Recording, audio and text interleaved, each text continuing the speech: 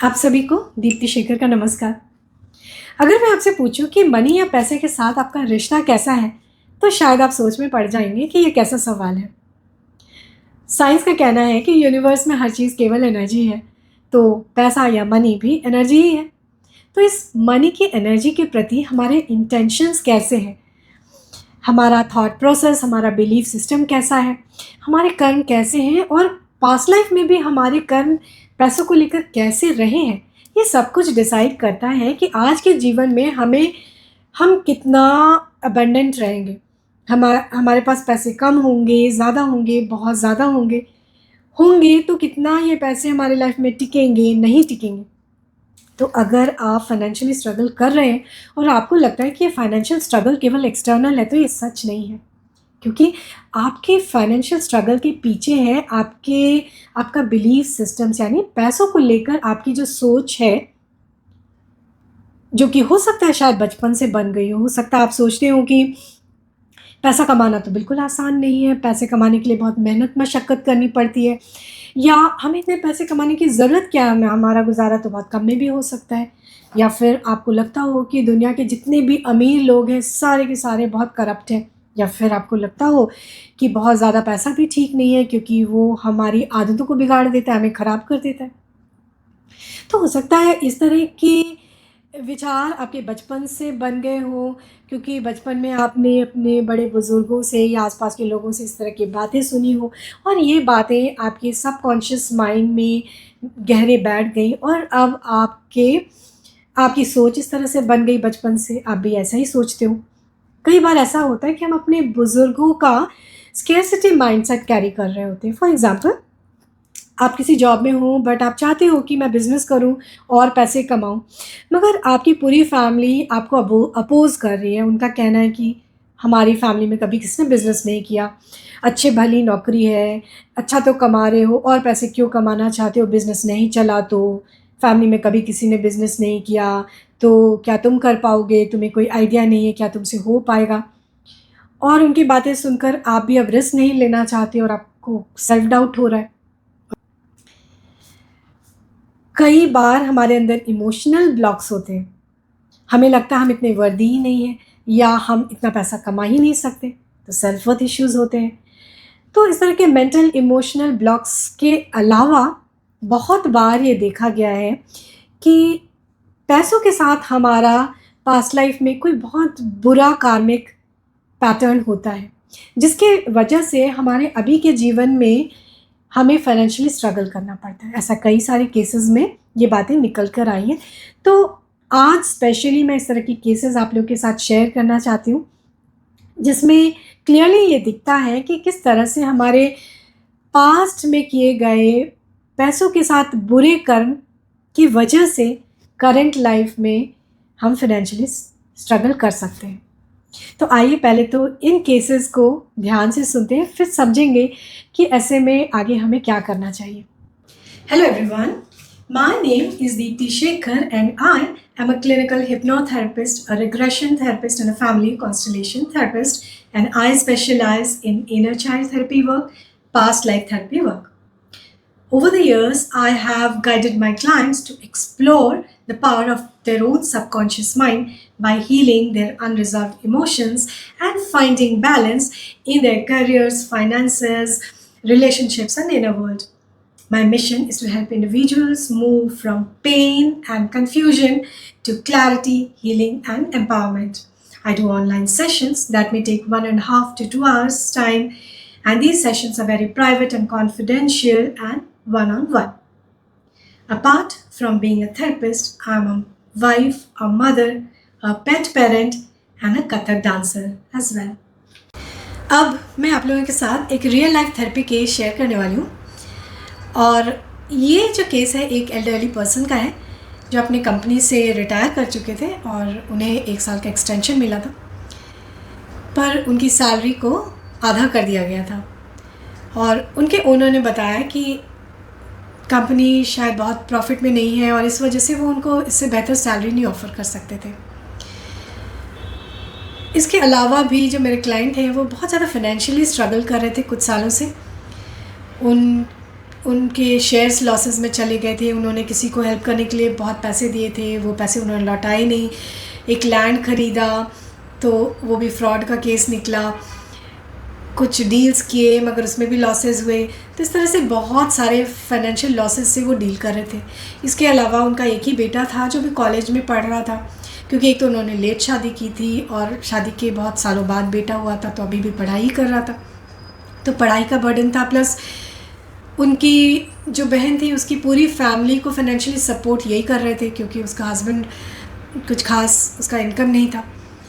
तो इस तरह से काफ़ी फाइनेंशियल बर्डन्स थे, सैलरी आधी हो गई थी, बहुत तरह के फाइनेंशियल लॉसेस हुए थे। और उन्हें बार बार लगता था कि उनका जो बॉस है, जो ओनर है, उससे उन्हें नेगेटिव वाइब मिलते थे और उनको लगता था कि वो जानबूझ के मुझे बार बार परेशान करने की कोशिश कर रहे हैं। तो इन सब बातों को लेकर वो मेरे पास थेरेपी सेशन के लिए आए थे। तो थेरेपी सेशन के दौरान जब मैंने उनको रिग्रेस किया तो वो अपने एक पास्ट लाइफ में पहुंच गए। उन्होंने खुद को राजस्थान के किसी शहर में देखा। अब शहर का नाम तो वो मुझे बता नहीं पाए, मगर उन्होंने खुद को एक बहुत ही वेल्दी फैमिली का देखा कि मैं एक बहुत वेल्दी फैमिली को बिलोंग करता हूँ, और ऑलमोस्ट शाही फैमिली। उन्होंने बहुत डिटेल्स में अपनी लाइफ देखी, अपना घर देखा, महलनुमा, बहुत सारे वर्कर्स, स्टाफ घर में काम करते हुए, गाड़ियाँ दरवाजे पे खड़ी। उन्होंने अपनी पत्नी को देखा जो इस लाइफ टाइम में भी उनकी वाइफ है। उनके फैक्ट्रीज़ थे जिनमें उनके बहुत सारे वर्कर्स थे, स्टाफ थे। इस तरह से अपने पास्ट लाइफ में वो बहुत ही रिच वेल्दी पर्सन थे, शाही ठाट थे उनके। तो वैसे तो उन्होंने अपनी पूरी लाइफ को बहुत ही डिटेल्स में देखा, मगर कुछ इम्पॉर्टेंट इस इंसिडेंट्स जो उन्होंने देखा वो ये कि जब उनके बेटे की शादी होने वाली थी, तो अभी शादी में तो बहुत सारा खर्चा होता, शाही शादी थी।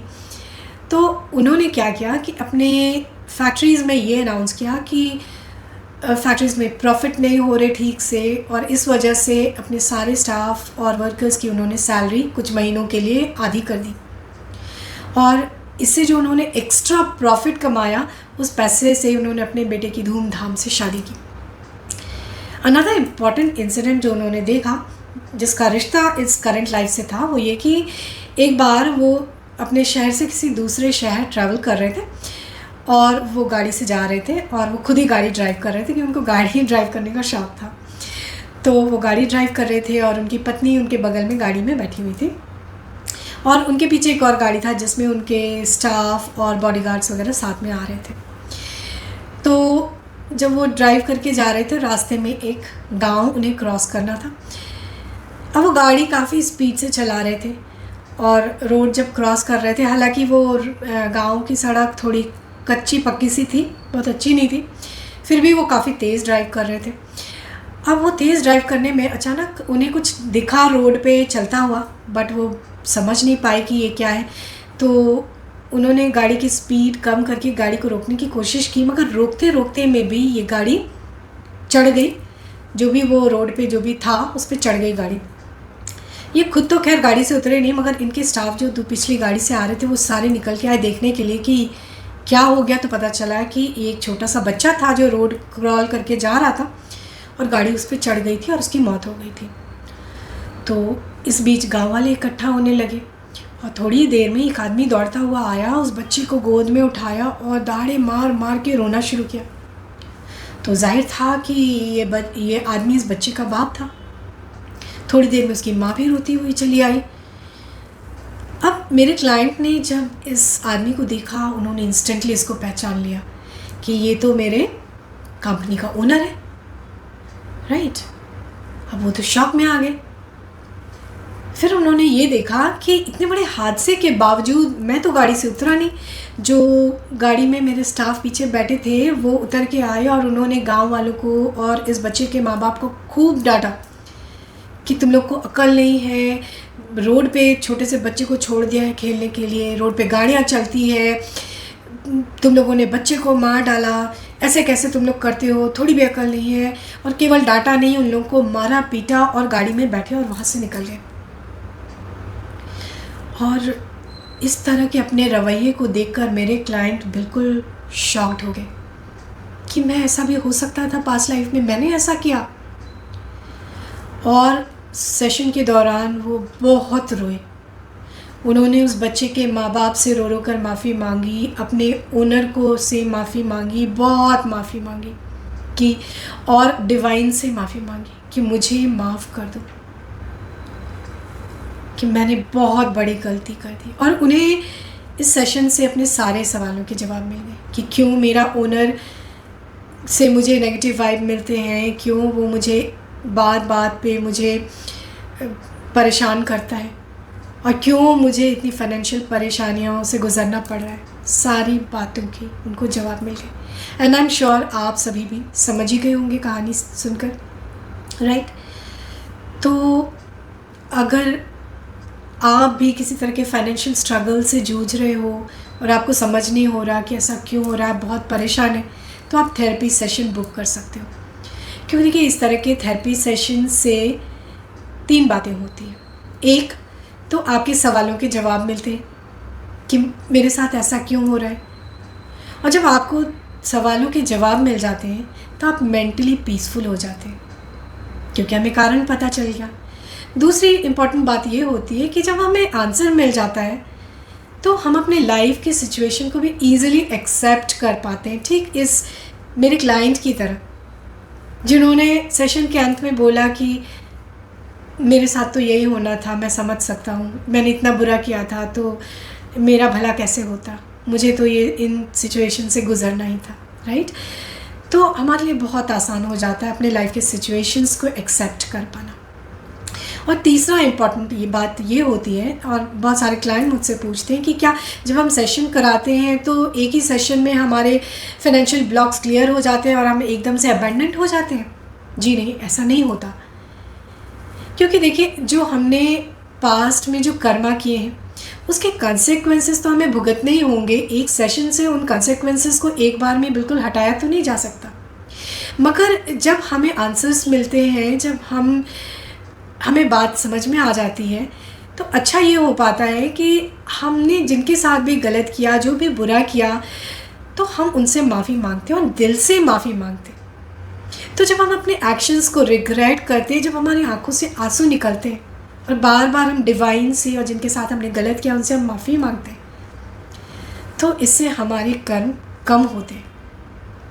अब देखिए, हमारे किए गए बुरे कर्मों के कंसेक्वेंसेस को तो हमें भुगतना ही पड़ता है। हम उन्हें किसी उपाय से कम नहीं कर सकते। उन्हें कम करने का हक सिर्फ डिवाइन को है, और डिवाइन आपकी मदद तब करता है जब वो देखता है कि आप अपने कर्मों पर रिग्रेट कर रहे हो, आपको सच में बहुत दुख है, आप बार बार माफ़ी मांग रहे हो। जिस सोल के साथ आपने गलत किया, जब उससे बार बार आप माफ़ी मांगते हो, तब डिवाइन भी आपके कर्मों को कम करता है, आपको माफ़ करता है। और यही एक तरीका है अपने कर्मों, आपके कॉन्सिक्वेंसेस को कम करने का, राइट।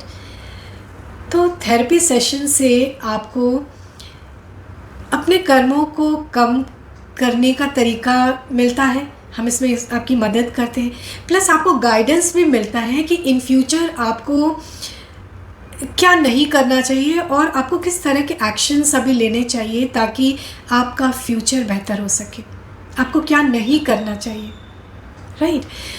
तो थेरेपी सेशन से आपको मेंटल पीस मिलता है, आपको अपने लाइफ के सिचुएशंस को एक्सेप्ट करना इजी होता है, आपको फ्यूचर के लिए गाइडेंस मिलता है, आप अपने किए गए बुरे कर्मों के प्रति आप रिपेंट कर पाते हो, माफ़ कर पाते हो। थेरेपी में हम काम करके उन पे एक्शन ले पाते हैं, उससे रिलेटेड जो आपका ग्रीफ, गिल्ट, जो आपको नेगेटिव इमोशंस एसोसिएटेड होता है, उसको हम रिलीज़ कर पाते हैं ताकि आपका आने वाला फ्यूचर बेटर हो सके। तो अगर आप भी इस तरह के फाइनेंशियल स्ट्रगल के साइकिल में फंसे हुए हैं और आप समझ नहीं पा रहे हैं कि ऐसा क्यों है, तो आप एक थेरेपी सेशन बुक कर सकते हैं। थेरेपी सेशन बुक करने के लिए आप नीचे दिए गए मेरे नंबर्स पे व्हाट्सएप मैसेज डाल सकते हैं। मुझे फ़ोन ना करें, बिकॉज़ कई बार मैं थेरेपी सेशंस में होती हूँ और मेरे लिए फ़ोन उठाना मुश्किल होता है, तो व्हाट्सएप मैसेज कर दें और पहला मौका मिलते ही मैं आपको मैसेज करूँगी, कॉल बैक करूँगी, राइट। सो कैसा लगा आपको मेरा वीडियो? ज़रूर से बताएं। इस तरह के रियल लाइफ थेरेपी केसेस और भी मैं लेकर आती रहूँगी आप लोगों के समक्ष। So thank you so much for watching. नमस्कार।